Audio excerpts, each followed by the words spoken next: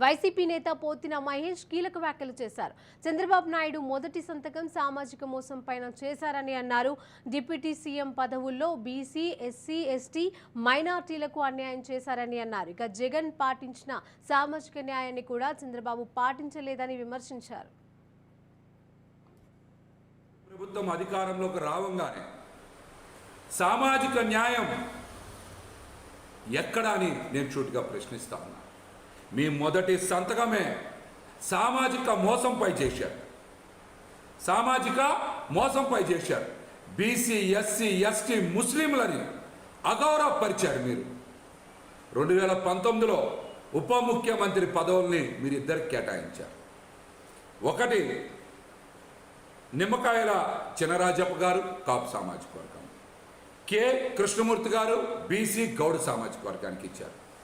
మీ తర్వాత జగన్మోహన్ రెడ్డి గారు సామాజిక న్యాయం పాటిస్తూ మీకన్నా మిన్నగా మీరిద్దరికిస్తే జగన్మోహన్ రెడ్డి గారు 10 మందికి ఉప ముఖ్యమంత్రి పదవులు ఇచ్చారు.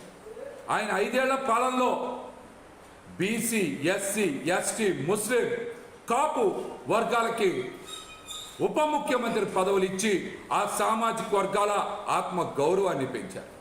సామాజిక న్యాయం చేశారు. సోషల్ ఇంజనీరింగ్లో ఆయన విప్లవాత్మకమైనటువంటి మార్పులు తెచ్చేటువంటి ప్రయత్నం చేశారు. మీరు అంతకన్నా మిన్నగా చేయాలి.